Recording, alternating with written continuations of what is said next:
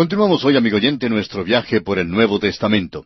Proseguimos hoy nuestro estudio del Evangelio según San Mateo y llegamos al capítulo 27 de este primer libro del Nuevo Testamento. En este capítulo encontraremos los eventos que rodearon la crucifixión de Jesús. El Sanedrín entrega a Jesús ante Pilato, el arrepentimiento de Judas, el juicio ante Pilato, la liberación de Barrabás, la crucifixión, muerte y sepultura de Jesús, la tumba sellada y puesta bajo guardia. Estos son los aspectos que hemos de considerar aquí en el capítulo 27 del Evangelio según San Mateo. Llegamos ahora al hecho central del mensaje del Evangelio, la crucifixión de Jesús. El apóstol Pablo ha sintetizado el Evangelio a su más simple expresión en su primera carta a los Corintios, capítulo 15, versículos 3 y 4, donde dice: «Porque primeramente os he enseñado lo que asimismo recibí, que Cristo murió por nuestros pecados conforme a las Escrituras, y que fue sepultado, y que resucitó al tercer día conforme a las Escrituras».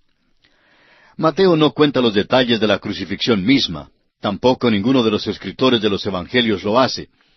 Ponen un manto de silencio alrededor de la cruz, y hay una reticencia reverente en todo lo que cuentan. No hay nada escrito aquí para satisfacer al curioso. Es como si el Espíritu Santo hubiera dicho: esto está más allá de la comprensión humana y no se puede profundizar el sufrimiento. La declaración sencilla de Mateo es: cuando le hubieron crucificado. Se da aquí muchos detalles e incidentes relacionados con la crucifixión, pero no se da un relato de la crucifixión misma. Aún Dios mismo puso un manto de obscuridad sobre la cruz durante las 3 últimas horas. El apóstol Pablo anhelaba entrar en los sufrimientos de Jesús. Y aquí debemos pausar y reverenciar maravillados. Vamos a caminar calladamente y quitarnos los zapatos, teniendo calzados los pies con el apresto del Evangelio, porque el lugar en que estamos, tierra santa es. Debemos pedir a Dios que nos dé una apreciación nueva y fresca de la muerte del Señor Jesucristo. La cruz marca el rechazo final y completo de Jesús en el Evangelio de Mateo. Esta es la negación enfática de los reclamos de Jesús de ser el Mesías. Él pidió un trono y le dieron una cruz. Reclamó la corona de David y le pusieron una corona de espinas. Por todas las normas ordinarias, la cruz significa derrota y fracaso. Por las normas de Dios, la cruz significa victoria y éxito. La cruz estaba en el programa de Dios y el camino a la corona fue por la vía de la cruz. El apóstol Pedro escribió más tarde en su primera carta, capítulo 1, versículo 11, que esto aconteció según los profetas cuando testificaron de los sufrimientos de Cristo y las glorias que vendrían tras ellos. Solo de él se pudo decir: el Rey está muerto, ¡viva el Rey! La cruz, por tanto, no es una idea de último minuto. Tampoco es una ambulancia que ha sido enviada con urgencia al sitio de un choque. Todos los eventos aquí suceden según el horario de Dios, y el Rey todavía manda. Sus enemigos afirmaron correctamente: Él dijeron ellos, soy Rey de los judíos. Pilato tenía razón cuando dijo: lo que he escrito, dijo, he escrito. Leamos entonces para comenzar los primeros 2 versículos de este capítulo 27 del Evangelio según San Mateo. Venida la mañana, todos los principales sacerdotes y los ancianos del pueblo entraron en consejo contra Jesús para entregarle a muerte. Y le llevaron atado y le entregaron a Poncio Pilato, el gobernador. Al terminar los apresadores de Jesús de jugar sus terribles trucos con él, Jesús había sido golpeado en forma cruel. El profeta Isaías nos dice en el capítulo 53 de su profecía que Jesús fue estropeado más que cualquier otro hombre. Le golpearon tan severamente que ya no parecía un ser humano. Por la mañana, el Sanedrín se juntó para hacer legal la actividad ilegal de la noche anterior. Formularon una acusación para llevarlo a la Corte Suprema. Les era necesario tener un caso que resistiría la prueba ante la Corte Romana. El hecho de que apelaran a Pilato significa que buscaban la pena de muerte. Leamos los versículos 3 al 5 de Mateo capítulo 27. Entonces Judas, el que le había entregado, viendo que era condenado, devolvió arrepentido las 30 piezas de plata a los principales sacerdotes y a los ancianos, diciendo: yo he pecado entregando sangre inocente. Mas ellos dijeron, ¿qué nos importa a nosotros? Allá tú. Y arrojando las piezas de plata en el templo, salió y fue y se ahorcó. Cuando Judas se juntó con el Sanedrín, el Señor Jesucristo estaba en medio de ellos. Judas no se arrepintió hacia el Señor, sino que se arrepintió él mismo, lo cual quiere decir que no sintió lástima por haber entregado a Jesús, sino por razón de que las cosas no marcharon como él las había planeado. El arrepentimiento de Judas fue la tristeza de la cual habla Pablo en su segunda carta a los Corintios, capítulo 7, versículo 10, donde dice, «Porque la tristeza que es según Dios produce arrepentimiento para salvación, de que no hay que arrepentirse. Pero la tristeza del mundo produce muerte». Ahora en el versículo 6 de Mateo 27 dice, «Los principales sacerdotes, tomando las piezas de plata, dijeron, no es lícito echarlas en el tesoro de las ofrendas, porque es precio de sangre». Note usted los escrúpulos piadosos y la hipocresía en cuanto a los ritos de estos príncipes religiosos. Era la plata de ellos mismos que Judas arrojó, pero ya no la podían usar en su tesorería. Tuvieron que buscarle otro uso. Ahora los versículos 7 al 10 dicen, «Y después de consultar, compraron con ellas el campo del alfarero para sepultura de los extranjeros. Por lo cual aquel campo se llama hasta el día de hoy campo de sangre. Así se cumplió lo dicho por el profeta Jeremías cuando dijo, «Y tomaron las 30 piezas de plata, precio del apreciado, según precio puesto por los hijos de Israel. Y las dieron para el campo del alfarero, como me ordenó el Señor». Estos príncipes religiosos, tan píos, compraron el campo del alfarero con el precio que se pagaba como indemnización por un asesinato. Este fue el cumplimiento de la profecía dada en Jeremías capítulo 18, versículos 1 al 4, y en Zacarías capítulo 11, versículos 12 y 13. Ahora leamos el versículo 11 de Mateo capítulo 27. Jesús pues estaba en pie delante del gobernador, y éste le preguntó diciendo, ¿Eres tú el rey de los judíos? Y Jesús le dijo, Tú lo dices.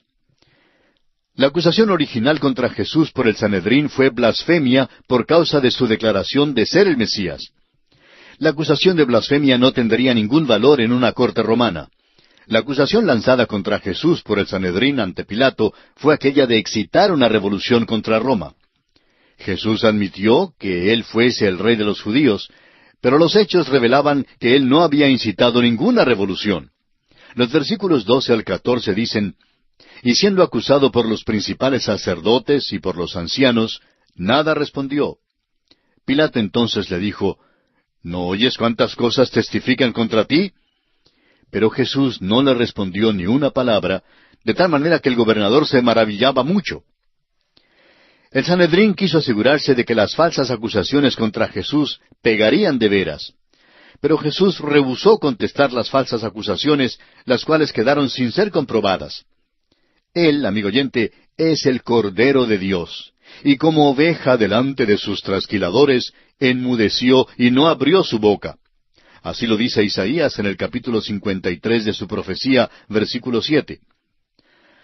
Ahora veamos los versículos 15 y 16 de Mateo 27 que dicen, «Ahora bien, en el día de la fiesta acostumbraba el gobernador soltar al pueblo un preso, el que quisiesen. Y tenían entonces un preso famoso llamado Barrabás». El Evangelio de Mateo nos da muy pocos detalles en cuanto a la costumbre de soltar un preso durante la fiesta. Mateo da solamente las realidades sencillas acerca de la acusación de traición lanzada contra Jesús, lo cual no era base alguna como para crucificarlo. Otros habían incitado rebeliones, pero Jesús no era uno de ellos. Pilato se dio cuenta de que tenía un gran problema a su cargo y que debía dar con una solución. Quería complacer a estos líderes religiosos para mantener la paz en Jerusalén. También pensaba que no podía sentenciar arbitrariamente a la muerte al Señor Jesús. Pilato tenía en su custodia un preso famoso y notorio que se llamaba Barrabás. Este hombre era culpable de asesinato, robo, de traición y de muchos otros crímenes. Por eso Pilato decidió dejar que la multitud misma hiciera una decisión. Leamos los versículos 17 y 18 de Mateo, capítulo 27. Reunidos pues ellos, les dijo Pilato, ¿A quién queréis que os suelte? ¿A Barrabás o a Jesús llamado el Cristo? Porque sabía que por envidia le habían entregado. Pilato fue un político muy sagaz, como la mayoría de su clase lo son. Pudo ver lo que estaba pasando y estaba seguro que la multitud pediría que Barrabás fuera crucificado y que Jesús fuera suelto. Esto le daría un escape de la situación. Sin embargo, no resultó así tan fácil. Leamos ahora el versículo 19. Y estando él sentado en el tribunal, su mujer le mandó decir, «No tengas nada que ver con este justo, porque hoy he padecido mucho en sueños por causa de él». La esposa de Pilato era sumamente supersticiosa. Tal vez se involucraba en las religiones de misterio, y en este tipo de cosas bien podía haber lo satánico. No creemos que esta amonestación fuera de Dios. Si ella hubiera sido simplemente una mujer, habría investigado más en cuanto a Jesús para saber más en cuanto a él. Sin embargo, no lo hizo. Fue simplemente supersticiosa, y rogó a su esposo que no tuviera nada que ver con Jesús. Leamos juntos los versículos 20 al 24 de San Mateo, capítulo 27.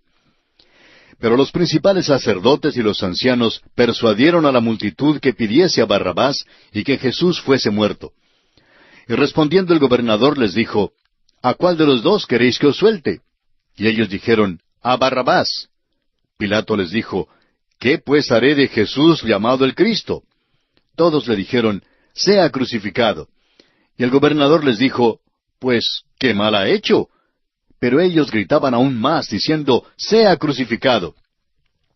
Viendo Pilato que nada adelantaba, sino que se hacía más alboroto, tomó agua y se lavó las manos delante del pueblo, diciendo, «Inocente soy yo de la sangre de este justo, allá vosotros». Pilato trató de evitar el hacer una decisión en cuanto a Jesús. Un análisis cuidadoso de la parte que tuvo Pilato en el juicio revelará que él fue enjuiciado y que Jesús fue el juez. Jesús no trató de escapar, pero Pilato sí lo intentó. Pilato buscó un escape fácil de estos políticos religiosos tan astutos. Les dio a escoger entre Barrabás y Jesús. Para él la decisión era obvia. Descubrió que querían que Jesús muriera solo por envidia. Pero Pilato no tomó en cuenta las profundidades hasta las cuales la religión puede hundirle cuando está mal encaminada. Quedó asustado cuando demandaron que soltara a Barrabás. Imagínese usted a un juez que le pide a una multitud enfurecida que haga su decisión en cuanto a lo que debe hacer con Jesús.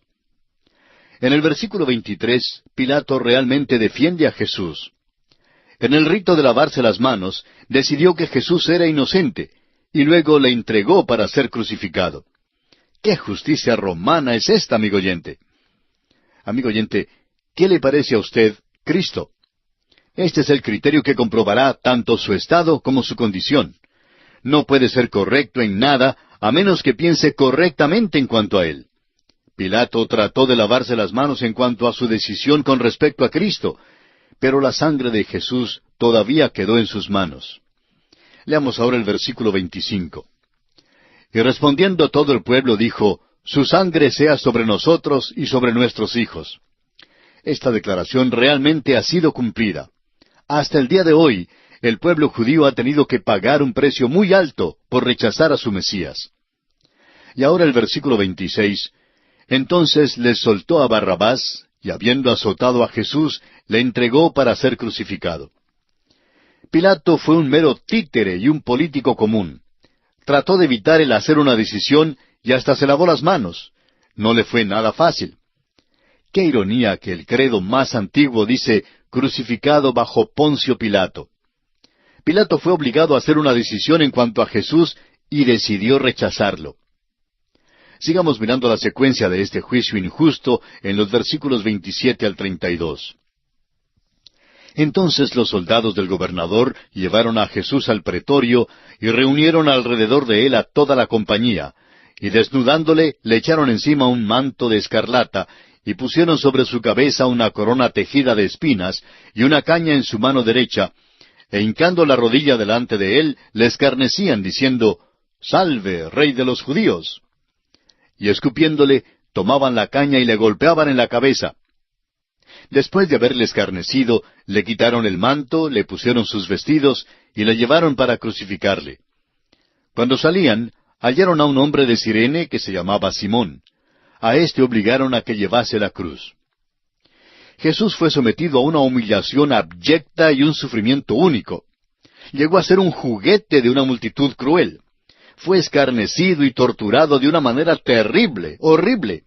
Fue golpeado y estropeado a tal grado que probablemente ni podían identificarlo aquellos que lo conocían. Estaba tan débil a la hora que ya estaban listos para llevarlo al lugar de la crucifixión, que ni aún podía llevar su cruz, una cruz que aumentaba el sufrimiento del Señor. Veamos otros aspectos crueles de esta crucifixión en los versículos 33 al 36 de Mateo capítulo 27. Y cuando llegaron a un lugar llamado Gólgota, que significa lugar de la calavera, le dieron a beber vinagre mezclado con hiel, pero después de haberlo probado, no quiso beberlo. Cuando lo hubieron crucificado, repartieron entre sí sus vestidos, echando suertes, para que se cumpliese lo dicho por el profeta. Partieron entre sí mis vestidos, y sobre mi ropa echaron suertes. Y sentados le guardaban allí. Creemos que el lugar de la crucifixión es el Monte Calvario, del arqueólogo Gordon, porque es el lugar de la calavera. Es interesante notar que la cruz fue puesta sobre el lugar de la calavera, que representa la sabiduría del hombre. En su primera carta a los Corintios, capítulo 1, versículo 18, el apóstol Pablo nos dice, «Porque la palabra de la cruz es locura a los que se pierden, pero a los que se salvan, esto es, a nosotros, es poder de Dios». Al sufrir Cristo en la cruz, se sentaron y lo observaron. Este es el hecho más vil de todos los hechos humanos. ¿Por qué no se fueron para dejarlo morir a solas? La religión nunca ha descendido tan bajo. Creemos que Saulo de Tarso se encontraba entre aquella multitud. Más tarde, en su primera carta a Timoteo, capítulo 1, versículo 15, Pablo, ya apóstol, hablando de los pecadores, se autodenomina, de los cuales yo soy el primero. Aquí ante la cruz del Calvario, la humanidad llegó a su profundidad más baja. Sigamos enfocando el sufrimiento de Jesús por nosotros en los versículos 37 al 44 de Mateo 27. Y pusieron sobre su cabeza su causa escrita, «Este es Jesús, el Rey de los Judíos». Entonces crucificaron con él a 2 ladrones, uno a la derecha y otro a la izquierda. Y los que pasaban le injuriaban meneando la cabeza y diciendo, «Tú que derribas el templo y en 3 días lo reedificas, sálvate a ti mismo. Si eres hijo de Dios, desciende de la cruz». De esta manera, también los principales sacerdotes, escarneciéndole con los escribas y los fariseos y los ancianos, decían, «A otro salvó, a sí mismo no se puede salvar. Si es el Rey de Israel, descienda ahora de la cruz y creeremos en él. Confió en Dios, líbrele ahora si le quiere, porque ha dicho, soy hijo de Dios». Lo mismo le injuriaban también los ladrones que estaban crucificados con él. La acusación que usaron como pretexto para crucificar al Señor fue, «Este es Jesús, el Rey de los Judíos». Quizá parezca una declaración anómala decir que esta declaración era verdad. Pero no era verdad de la manera que ellos pensaban. Él no había encabezado ninguna insurrección contra Roma. Se ofreció a Israel y fue rechazado. Le exigieron que descendiera de la cruz si en verdad era el Hijo de Dios. Pero precisamente porque era el Hijo de Dios, no descendió de la cruz.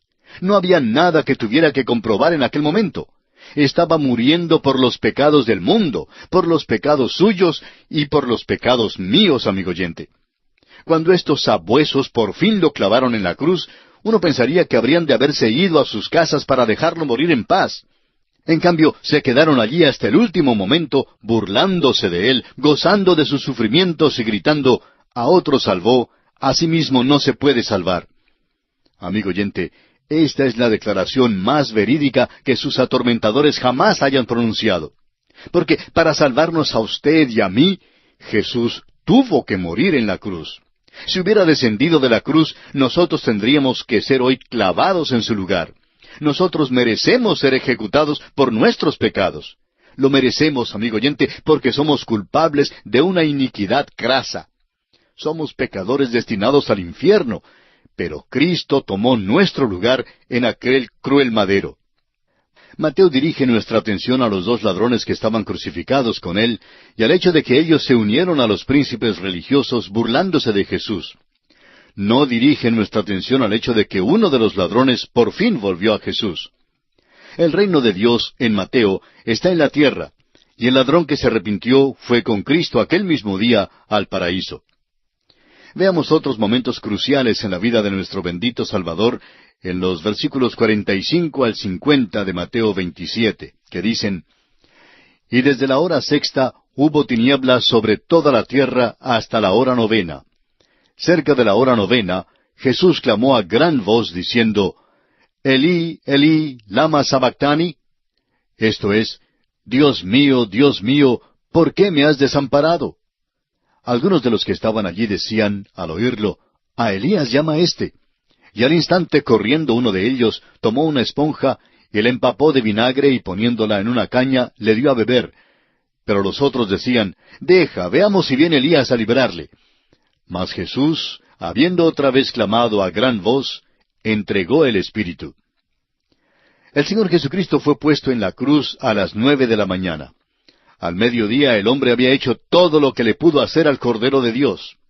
En las próximas 3 horas, las tinieblas rodearon la cruz, la cual llegó a ser un altar donde el Cordero de Dios se ofreció como el sacrificio por los pecados del mundo. Y esto quiere decir, amigo oyente, por los pecados suyos y los pecados míos. ¿Cuál es su reacción entonces ante la muerte de este Cordero de Dios? Le urgimos a que en esta misma hora abra su corazón y le permita constituirse en el dueño y señor de todo su ser. Oramos a Dios que Él le ayude a hacerlo en este mismo instante.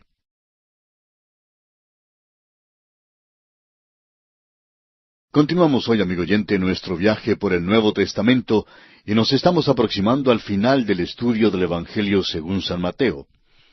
En nuestro programa anterior estábamos considerando la crucifixión del Señor Jesucristo y concluimos diciendo que Mateo, al hablar de los 2 ladrones que estaban crucificados con el Señor, nos dice que ellos se unieron a los príncipes religiosos para burlarse de Jesús. No menciona el hecho de que uno de los ladrones por fin volvió a Jesús. Es que el reino de Dios en Mateo está en la tierra. El ladrón que se arrepintió fue con Cristo aquel mismo día al paraíso. Dijimos además que el Señor Jesucristo había sido clavado en la cruz a las 9 de la mañana. Al mediodía, el hombre había hecho todo lo que podía haberle hecho al Cordero de Dios. Durante las 3 horas siguientes, las tinieblas rodearon la cruz, la que llegó a ser un altar donde el Cordero de Dios se ofreció como el sacrificio por los pecados del mundo. El Antiguo Testamento da luz adicional sobre lo que ocurrió en la cruz. El profeta Isaías, en el capítulo 53 de su profecía, versículo 10, dice: Con todo eso, Jehová quiso quebrantarlo, sujetándole a padecimiento. Cuando haya puesto su vida en expiación por el pecado, verá linaje. En el Salmo 22, versículo 1 leemos: Dios mío, ¿por qué me has desamparado? ¿Por qué estás tan lejos de mi salvación y de las palabras de mi clamor? Fue en la cruz donde Jesucristo fue desamparado por Dios y herido. Murió cual ningún otro hombre porque entregó el Espíritu, o sea, despidió su Espíritu. Cuando nosotros sentimos el estertor de la muerte, hacemos lo posible por conservar aquel resuello final porque queremos tanto la vida. El Señor Jesús murió de buena gana y dejó voluntariamente que su espíritu saliera de su cuerpo. Consideremos ahora los incidentes relacionados con la muerte de Jesús. El Espíritu de Dios cubrió la cruz con un manto de silencio para que usted y yo no la miráramos para satisfacer nuestra curiosidad. Él murió allí por los pecados suyos y por los pecados míos. El versículo 51 de este capítulo 27 del Evangelio según San Mateo nos dice: Y he aquí, el velo del templo se rasgó en 2, de arriba abajo, y la tierra tembló, y las rocas se partieron. En la muerte de Cristo, algunas cosas muy notables sucedieron. Una de ellas fue un terremoto, y otra fue la rotura del velo del templo, no de abajo hacia arriba, sino de arriba hacia abajo. No fue el hombre quien rasgó el velo, fue Dios quien lo hizo. El velo habla de la carne de Jesús. Cuando se rasgó su carne en la cruz, Cristo había pagado la pena de nuestros pecados en su propio cuerpo, y el camino a Dios había quedado bien abierto. Su vida estaba simbolizada por el velo que realmente excluía al hombre de la presencia de Dios. En el Evangelio según San Juan, capítulo 14, versículo 6, leemos, Jesús le dijo, Yo soy el camino, y la verdad, y la vida. Nadie viene al Padre, sino por mí. Ya no nos hace falta un sacerdote ni un predicador para mediar por nosotros. Nadie tiene que acercarse a Dios por nosotros. Podemos acercarnos directamente al trono de Dios como pecadores por medio de Cristo. Permítanos poner énfasis sobre el hecho de que el único camino que podemos tomar para llegar a Dios es el Señor Jesucristo.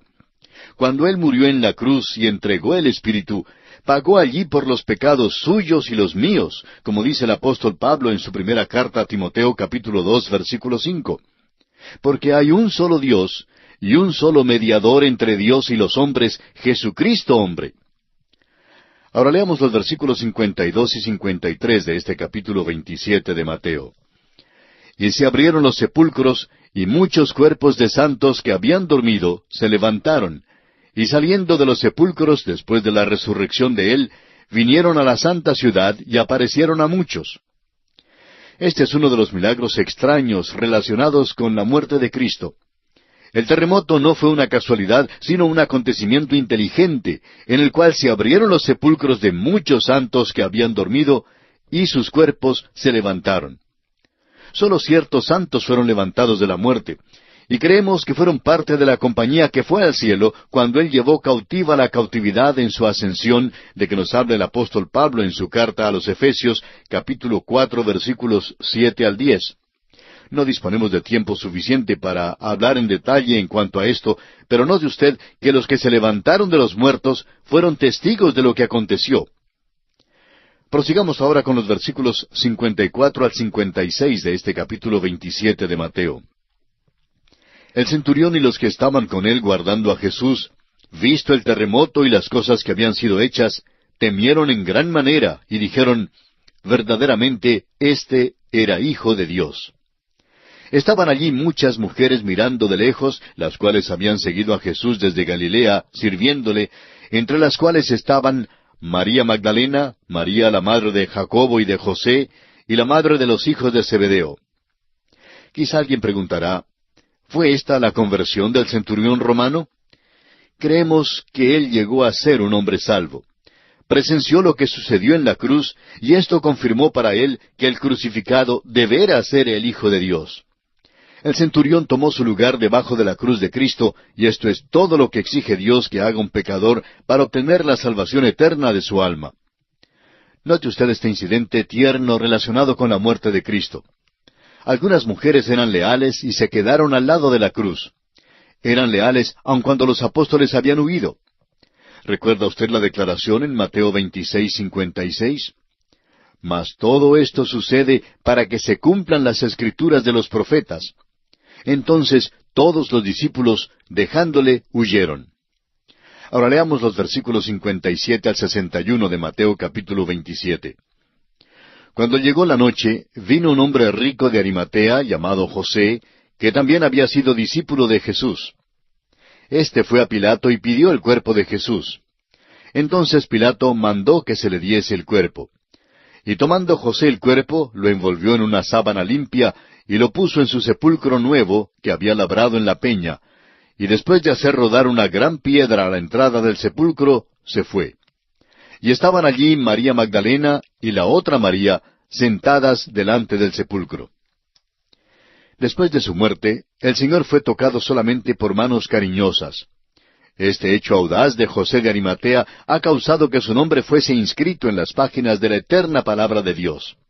Era un discípulo secreto de Jesús hasta aquel momento. Pero cuando Jesús murió en la cruz, José dio un paso al descubierto y declaró así su fe. Fue hasta donde Pilato y le pidió el cuerpo de su Salvador. Juan nos dice en su Evangelio que José y Nicodemo vinieron trayendo un compuesto de mirra y de áloes, como 100 libras, para ungir el cuerpo de Jesús. El evento de la muerte de Cristo causó la dispersión de algunos de sus seguidores, pero trajo a otros al descubierto. Leamos ahora los versículos 62 al 66 de este capítulo 27 del Evangelio según San Mateo. Al día siguiente, que es después de la preparación, se reunieron los principales sacerdotes y los fariseos ante Pilato, diciendo, «Señor, nos acordamos que aquel engañador dijo, viviendo aún, después de 3 días resucitaré. Manda pues que se asegure el sepulcro hasta el tercer día, no sea que vengan sus discípulos de noche y lo hurten, y digan al pueblo, resucitó de entre los muertos, y será el postrer error peor que el primero». Y Pilato les dijo, «Ahí tenéis una guardia, id a asegurarlo como sabéis». Entonces ellos fueron y aseguraron el sepulcro, sellando la piedra y poniendo la guardia. Parece que cuando el Señor les dijo a sus discípulos que Él resucitaría al tercer día, ellos lo informaron a muchas otras personas. Al parecer, las noticias llegaron también a los príncipes religiosos, quizá en el último momento, y ellos entonces, preocupados, hicieron algunos arreglos con los romanos para asegurarse de que el cuerpo del Señor quedara en el sepulcro. Y precisamente este mismo hecho hizo mucho más difícil su disculpa más tarde de que alguien se había llevado el cuerpo en el tercer día, así como lo vemos en Mateo 28, versículos del 12 al 14. El celo del enemigo realmente dio la confirmación de su resurrección. La esperanza del mundo quedó muerta dentro del sepulcro de José de Arimatea.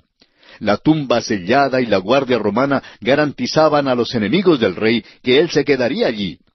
Sin embargo, el rey había prometido que resucitaría de los muertos, y así el Rey de Reyes cumplió su palabra. Y así, amigo oyente, concluimos nuestro estudio del capítulo 27 del Evangelio según San Mateo. Nos encontramos ahora en el último capítulo de este Evangelio, el capítulo 28. Este capítulo comprende la resurrección de Jesús y la gran comisión. Los dos grandes hechos que son el cimiento firme de la fe cristiana son la muerte y resurrección del Señor Jesucristo. El apóstol Pablo, en su primera carta a los Corintios, capítulo 15, versículos 3 y 4, confirma esto diciendo, «Porque primeramente os he enseñado lo que asimismo recibí, que Cristo murió por nuestros pecados conforme a las Escrituras, y que fue sepultado y que resucitó al tercer día conforme a las Escrituras». El apóstol Pablo, autor de la mayor parte del Nuevo Testamento, escribió estas palabras bajo la guía del Espíritu Santo. Ambos hechos son esenciales para la fe salvadora. El hecho singular del Evangelio es la resurrección. Todas las otras religiones registran la muerte de su líder, pero sólo la fe cristiana registra la resurrección de su fundador. Todos los otros líderes religiosos han quedado muertos. En cambio, sólo Jesús vive. Es importante e imperativo que lo sepamos. Ningún escritor de los Evangelios da todos los detalles que tienen que ver con la resurrección. Cada uno cuenta aquel aspecto de la resurrección que contribuye al adelanto del propósito específico que el Espíritu Santo tenía en consideración. Por eso, los 4 Evangelios presentan un cuadro de varios componentes. Ningún escritor busca dar la historia entera, sino la parte que sirva a su propósito. Todos los relatos de los Evangelios deben ser juntados para obtener un cuadro total, y ningún conflicto ni contradicción aparecerá entre ellos. Mateo presenta a Jesús como el Rey. Él da lo más notable de la historia de la resurrección, o sea, lo que contiene el elemento de lo espectacular y sensacional. Hay un son de trompetas en el relato dado en Mateo. En Mateo, por ejemplo, hay el terremoto, el descenso del ángel, la piedra quitada, los guardias, y el esfuerzo de los príncipes religiosos por encubrir el hecho del sepulcro vacío. Compare usted el relato de Lucas, por ejemplo.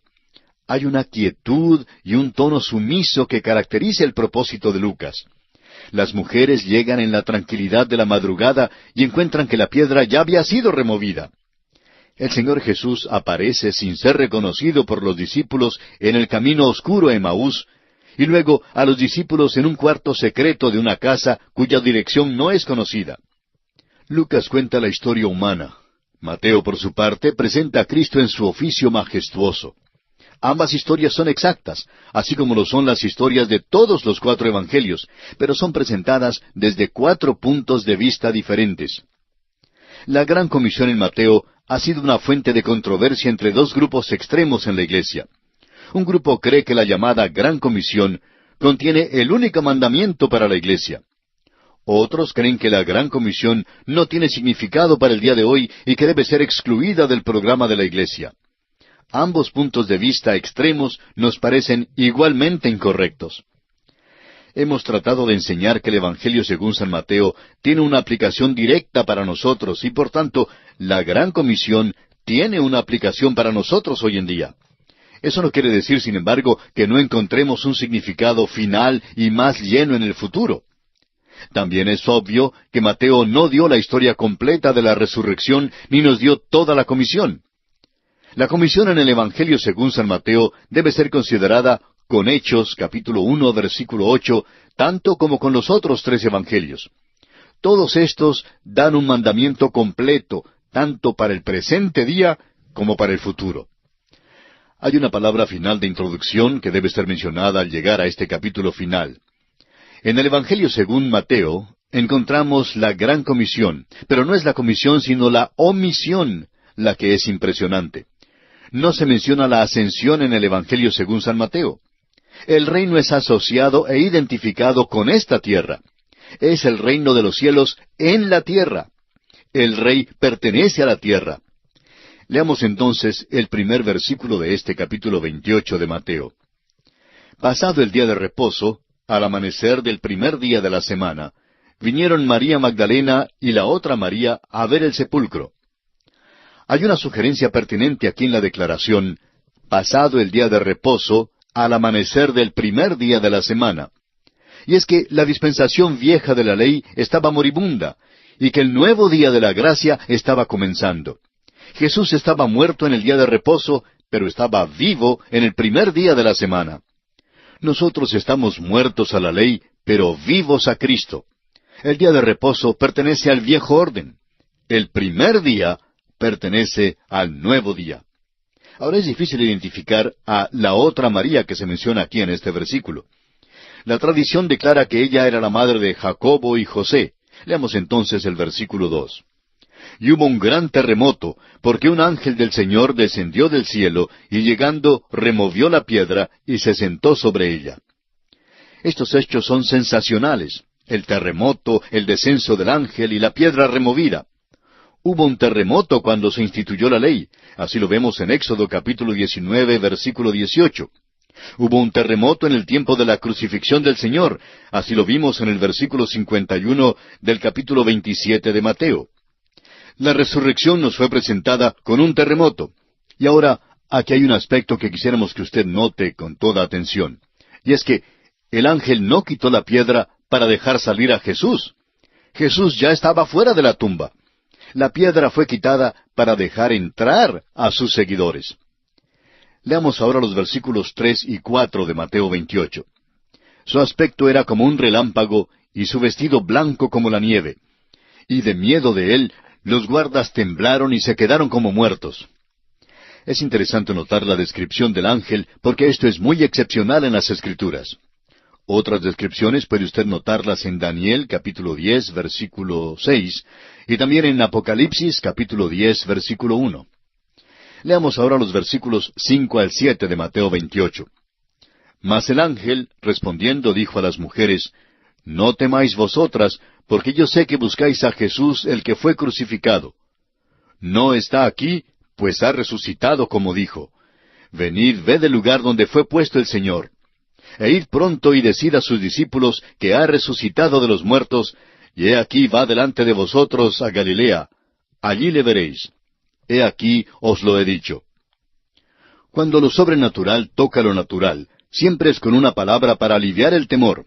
Por tanto, el ángel dijo, No temáis. El ángel dio el divino anuncio de la resurrección. El cuerpo de Jesús no estaba ya en la tumba. Había salido antes que la piedra se quitara. Más tarde él entró en un cuarto estando las puertas cerradas. El cuerpo glorificado de Jesucristo fue radicalmente diferente al cuerpo que recibió en Belén cuando nació. A este punto el anuncio angelical ha cesado. De aquí en adelante el mensaje será expuesto por labios humanos diciendo, Ven y ve, anda y dilo. Pero antes de todo intento de testificar de estas verdades divinas, es necesario tener en primer lugar una inquebrantable convicción de la verdad de la resurrección de Jesús. Hay que tener la convicción de que Cristo murió por los pecados suyos y míos, amigo oyente, y que fue sepultado conforme a las Escrituras. entonces podemos decir, ven y ve el lugar donde fue puesto el Señor. No está aquí, pues ha resucitado. Con esta convicción muy dentro de nuestro corazón, podemos ir deprisa y avisar al mundo que estamos listos para ir y compartir el mensaje de las buenas nuevas de salvación en Jesucristo. Y así, amigo oyente, llegamos por hoy al final de este programa. Para considerar la última parte de este capítulo 28 del Evangelio según San Mateo, volveremos en nuestro próximo programa.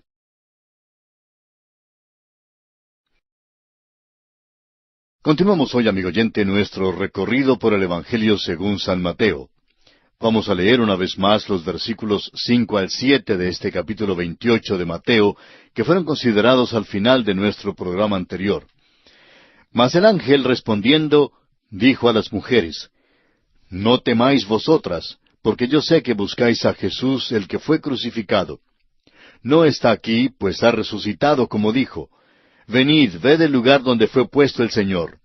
E id pronto y decid a sus discípulos que ha resucitado de los muertos, y he aquí va delante de vosotros a Galilea. Allí le veréis, he aquí os lo he dicho. Al finalizar nuestro programa anterior dijimos de este pasaje bíblico que cuando lo sobrenatural toca lo natural, siempre es con una palabra para aliviar el temor. Por eso el ángel dijo, no temáis. El ángel vio el divino anuncio de la resurrección. El cuerpo de Jesús, como dijimos en nuestro programa anterior, no estaba en la tumba. Había salido antes de que la piedra fuera quitada. Más tarde entró en un cuarto estando trancada la puerta. El cuerpo glorificado de Jesucristo fue radicalmente diferente al cuerpo que recibió cuando nació en Belén. El anuncio angélico cesó aquí. De aquí en adelante, los anuncios serían dados por labios humanos. Venid, ved, id pronto y decid. Este es el método del Señor. Y me seréis testigos. Debían recibirlo en Galilea. El ministerio posterior a la resurrección de Jesús en Galilea es esencial para nosotros. Antes de que podamos ser testigos, debemos tener asentado en nuestras mentes el hecho de que Jesús murió y resucitó de entre los muertos. Consideremos ahora la aparición de Jesús a las dos Marías. Y para ello leamos los versículos 8 al 10 de este capítulo 28 de Mateo. Entonces ellas, saliendo del sepulcro con temor y gran gozo, fueron corriendo a dar las nuevas a sus discípulos. Y mientras iban a dar las nuevas a los discípulos, he aquí Jesús les salió al encuentro diciendo, Salve. Y ellas, acercándose, abrazaron sus pies y le adoraron. Entonces Jesús les dijo, No temáis, id dad las nuevas a mis hermanos, para que vayan a Galilea y allí me verán. Debe notarse las emociones mixtas de estas mujeres. Salieron del sepulcro con temor y gran gozo.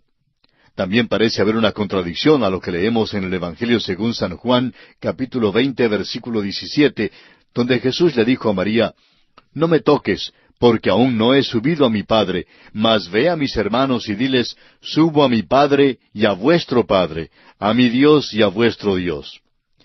Entre estos dos incidentes, Jesús evidentemente había subido con su propia y preciosa sangre al cielo, al lugar santísimo. Leamos ahora los versículos 11 hasta el 15 de este capítulo 28 de Mateo. Mientras ellas iban, he aquí unos de la guardia fueron a la ciudad y dieron aviso a los principales sacerdotes de todas las cosas que habían acontecido. Y reunidos con los ancianos, y habido consejo, dieron mucho dinero a los soldados, diciendo, Decid vosotros, sus discípulos vinieron de noche y lo hurtaron, estando nosotros dormidos. Y si esto lo oyera el gobernador, nosotros le persuadiremos y os pondremos a salvo. Y ellos, tomando el dinero, hicieron como se les había instruido. Este dicho se ha divulgado entre los judíos hasta el día de hoy. La guardia tuvo que dar un informe de lo que sucedió. Pudieron haber sido muertos por dejar desaparecer ante su presencia el cuerpo de Jesús. Eso requirió una reunión apresurada de los ancianos para buscar alguna disculpa si es que querían rechazar los hechos. Decir que estuvieron dormidos cuando se desapareció el cuerpo era algo enteramente absurdo.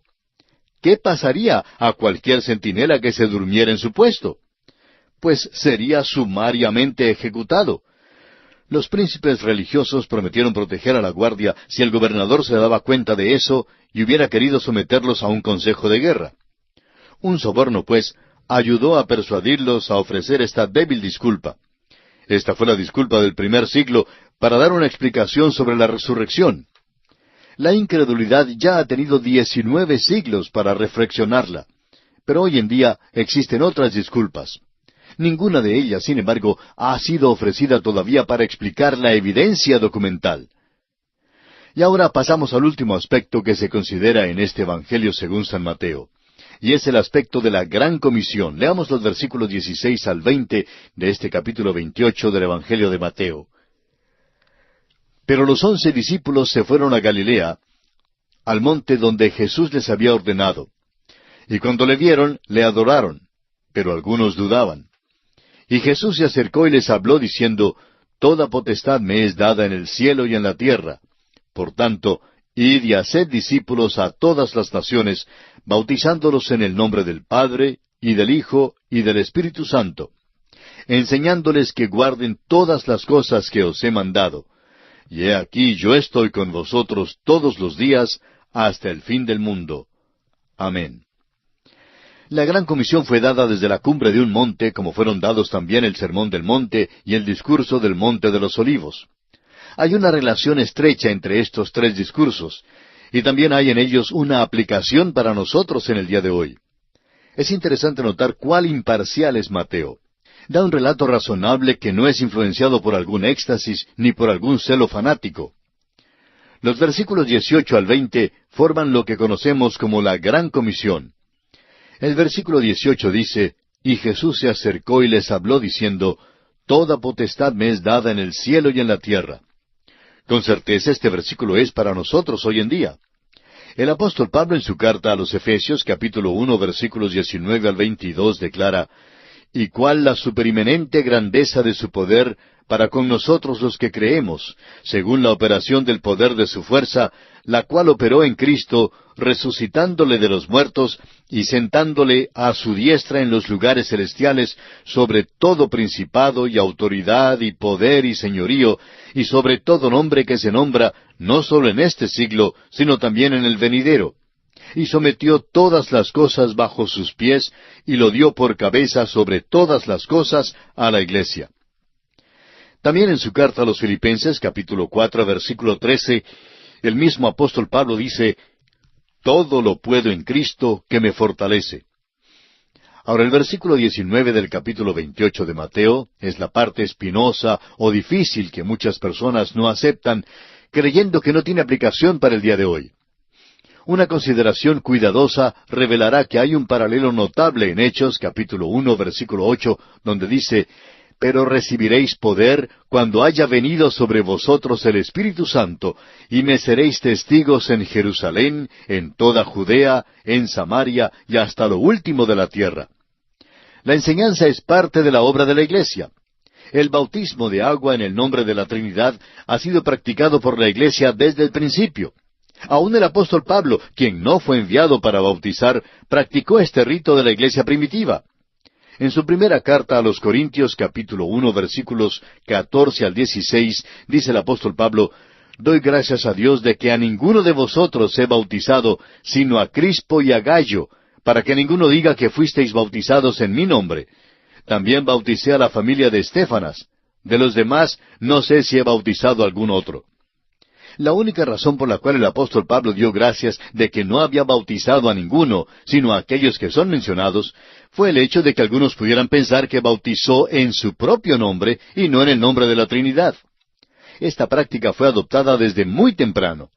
Evidentemente los primeros discípulos lo entendieron que era igual para aquel día.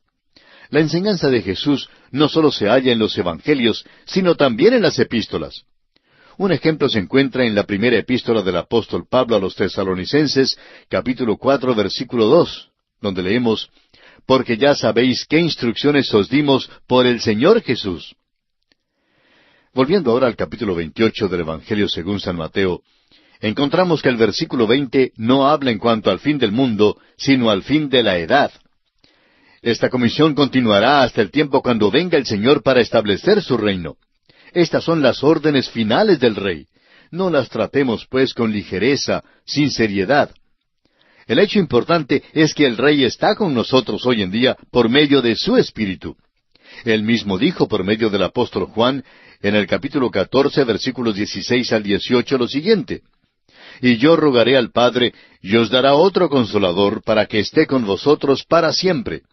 El Espíritu de verdad, al cual el mundo no puede recibir porque no le ve ni le conoce. Pero vosotros le conocéis porque mora con vosotros y estará en vosotros.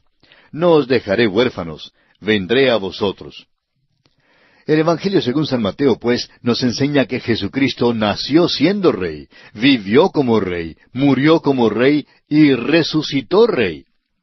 Amigo oyente, Cristo viene de nuevo a la tierra como el Rey de Reyes y el Señor de Señores. ¿Está usted preparado para recibirle? Y ahora, en los pocos minutos que nos restan, quisiéramos hacer un breve repaso acerca de lo que hemos estudiado en este Evangelio según San Mateo. El capítulo 1 nos presentó la genealogía de Jesucristo y la historia del nacimiento virginal de Jesús. El capítulo 2 nos habló sobre la visita de los magos después del nacimiento del Señor Jesús, la huida a Egipto y el regreso a Nazaret. El capítulo 3 nos presentó a Juan el Bautista, el precursor del Rey que anuncia el reino y bautiza a Jesús el Rey.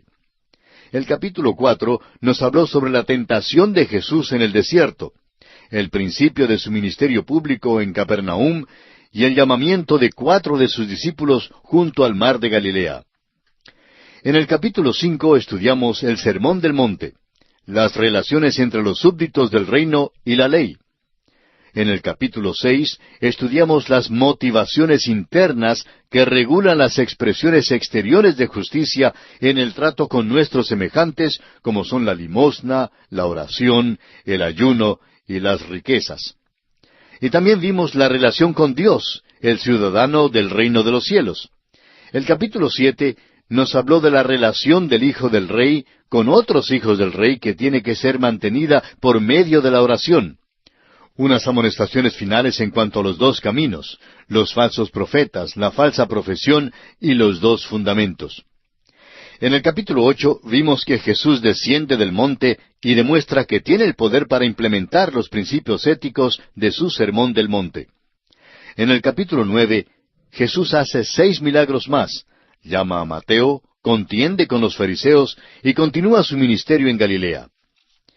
El capítulo 10 nos habló de Jesús después de haber enunciado sus principios éticos y comprobado su poder sobrenatural. Comisiona entonces a los 12 apóstoles para ir a través de la nación de Israel y predicar el Evangelio del reino. El capítulo 11 nos dijo que Jesús continúa su ministerio. Los discípulos de Juan le hacen una serie de preguntas. Rechaza las ciudades donde ha hecho grandes obras y da una nueva invitación individual. En el capítulo 12 estudiamos el conflicto y rompimiento final de Jesús con los príncipes religiosos. El capítulo 13 nos habló de las parábolas del reino de los cielos como indicación de la dirección del reino después del rechazo por parte de Israel hasta cuando regrese el rey para establecerlo en la tierra. En el capítulo 14 estudiamos que el precursor, Juan el Bautista, es decapitado. Jesús se aparta, pero le sigue la multitud. Da de comer a los 5,000 y envía a los discípulos al mar a una tempestad. Luego Jesús camina sobre las aguas del mar.